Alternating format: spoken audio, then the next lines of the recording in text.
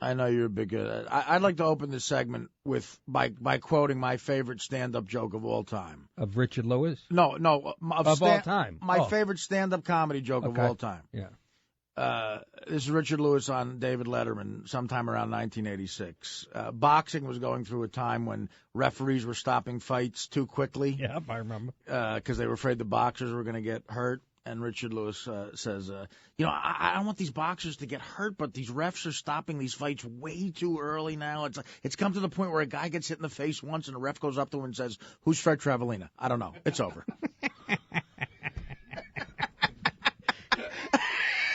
Who's Fred Travellina? I don't know. It's over. And then he was on Letterman one night talking to Stephen King. Had a book, It, out. He just read It, and he's like, it's a horror. It's a book about a horror. Oh my God, I think I heard a pronoun in the basement. Please welcome the great Richard Lewis. Richard. First of all, I want to just say a couple of things. Congratulations on your show. Right. Thank you. And battling low self-esteem, it just dawned on me. And by the way, I'm in this Time magazine issue. I'm like the poster boy for anxiety, which is thrilling. And then in Playboy next month, sex addiction. My wife is packing now. It's pretty nuts. But dig this. First of all, you guys. I want to just, I ramble. Artie knows this, and Nick not as much. But you were murderously funny on Kimmel last week when I was in L.A. Thank you so much. One of the best shots I've ever seen. It was great. It was just great. There was a great throwaway. I think, I don't know who got it. Maybe Art.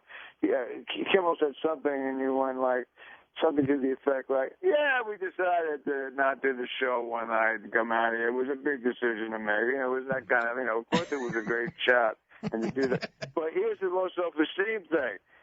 I'm in New York now, and I just hear, we're going to be on XM. We'll be all over the world. We'll be in Holland. And I call you 3 days before Afghanistan and a crack house is hearing it now. Why didn't you tell me to call you on a big opening? I don't care. You guys are hilarious, and Artie, I love you like a brother. But you got to have to invite me back, because right now, there's the nun is saying, "You turn that off," in a little house in Idaho. Richard's got to be. I don't understand why you tried to humiliate me just before you get your big deal. Tell me, give me an answer. Well, we were going to have. I don't deserve. It's not that I deserve. I don't care. I'm just excited that you got your show. And we were going so much about sports too. We were going to have you on. We were going to have you on Monday when we started all over the world, but we had Carol Leifer booked already.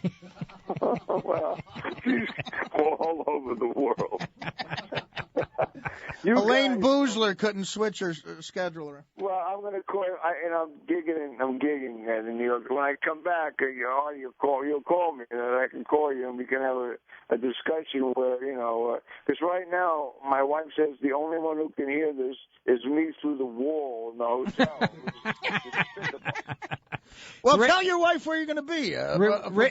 Richard Lewis is going to be at Caroline's December 1st through the 4th, which is this. It's good to promote this, because only there's an Eskimo heard that. Yeah, but that Eskimo is going to pack his crap and head towards New York, I'm telling you. Yeah, December. He'll never make it in time. Or maybe. Matter. You know what? I don't care. Everything is just a memory now. I did 5 TV shows and 5 radio shows in 2 days. I'm fried. And tomorrow I got all these. I'll be staring right down the eyes. You guys have experienced this when friends come or celebrities, and and all of a sudden, sometimes it can freak you a little bit. Like, oh, hey, there's Bob Costas. I mean, they could be friends, but there's Jackson Brown, and then you could. I always have this feeling that I was going to panic or turn into just put on a lipstick for no reason. You could panic. You sound very relaxed. Now, this is a sports show, isn't it? Yeah, we haven't got any sports tonight. We try to do sports, Richard, but what's the theme, though? I mean, it's just you two hilarious comedians having your own show, right? Yeah, but that's it. But yeah, why did I hear sports on Kimmel? Why did I hear that you were going to focus on it and you didn't know anything about it anyway? I know a little bit. We know it. I know you. We know enough to be dangerous. Yeah. Yeah, I know, but I mean, are you focusing on sports? No. That and molestation. Those are the two. Yeah. Well, that's things all that sports. That's all sports is right now. Right. It's molestation stories, It's hard to be funny about. which we both have experience in. We just don't know where to talk about it on the radio. Yeah, I have a feeling you guys are moronic about sports. Well, It's not true. Not true at all. Give me I'll tell you what, Richard. Well, no, I think I mean, I'm glad that I mean, look, all those guys on all these big shots on ESPN, and they give their. First of all, when they pick the teams, they don't pick the teams with the point spread, so that means nothing. That's right. That's right. That's absolutely right. Crap. Hey, you're 12-3. Yeah, you would have been like 6-6 because the spread. It's such a lie. That's how that's really gambling. And they don't gamble. They don't bet the right way. You're right. It's like they say, Packers, Dolphins, who do you pick? And they're like, I'm going to go with the Packers. And, it's ridiculous. And they're playing, not only are they playing in Green Bay, but they shot 3 Dolphins, and they're showing it in the middle of the field. They don't even say, the whole thing is ridiculous. So, but you guys, at least, you guys probably do know more than them. We pride ourselves on not being experts. A lot of our trailers for the show, we know just enough to kind of be funny about it. And I played college football at a real football factory called the University of Maine. You played football? Yeah, University of Maine, if you want to call that football. Yeah. Yeah. Back in the, Was it a board game, or did you actually? So you played, really? It was one of those ones you plugged in. Let me guess. Let me try and guess. Were you a middle linebacker? No, not that. I'm not that big. No, I was recruited as a strong safety. Oh, but how did you do? And then I ended up being a running back on offense. I played, both in high school, but it's a long story. Yeah. So you're a real jock. Not really. I mean, other than football and Not baseball. You were good I at. played pretty good baseball, and I played JV hockey just to stay in shape. But now you play hockey. Do you play shuffleboard? I did on the Lido deck with Ted Lange. From what I remember, Richard, you come from a long line of athletes. Your uncle was a Jewish juggler. He could worry about 5 things at the same time. 6 things at once, but who's counting?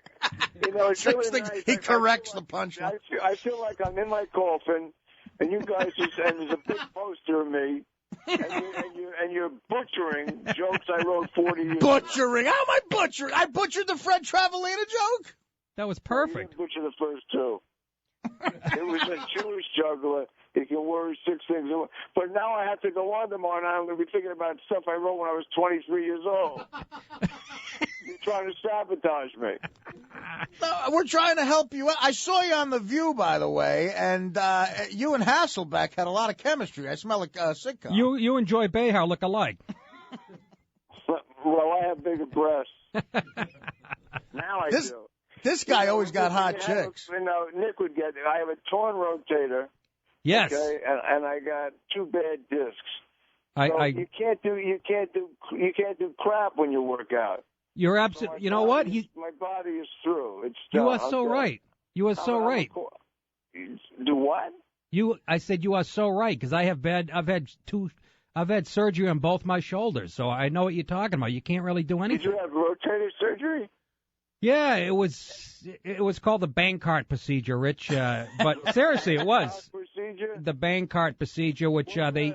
Nick Cage thriller. Yeah, I have 2 bad discs as well. One is Godfather 3, and the other is American Beauty. The whiskey's talking. But do you play ball? You're not a golfer, are you? No, he's straight. No. Yeah. No, my brother golfs. I don't have the temperament for that, Rich. I'm like, No, you're a team guy.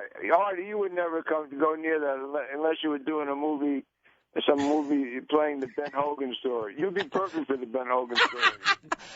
You know what? Let me tell you something. I actually have golfed 4 times in my life, and every single time you got a hole in 7. Every single time by the 3rd hole, I was shirtless, drunk, and throwing the ball.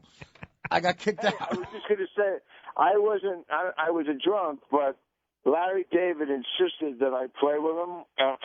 This is years ago, like 20 years ago. So, when you go to a public course, these guys, they're hitting the ball pretty well down 180, 200 yards, and then I couldn't, if you don't take lessons, you can't do it. It's impossible. Right. So I would hit the ball like 1.5 feet, and there were these 5 Japanese guys behind us. I always remember. And I don't mean it's not trying to be racist, but you are. But go ahead. Yeah, I know I would be if I did the routine. It's not even a routine. I don't do routines. They were screaming at me like I was Rodin, eating Tokyo. Rodin. So I said, Larry, they said, you're holding us up. I go, well, I can't, I'm doing the best I can. Stop holding us up. I said, stop saying that. I'm going to snap. So I threw the ball to 300, 400 yards, and then I used, and then I chipped in and I putted. But it was humiliating. You wonder why? It's no good. It sucks. The game sucks. Hey, Rich, we got to take a break, but when we come back, we want to talk a little bit more Curb Your Enthusiasm, if you don't mind. Okay. All right. The great Richard Lewis is with us, folks. Stay with us. We'll be back right after this.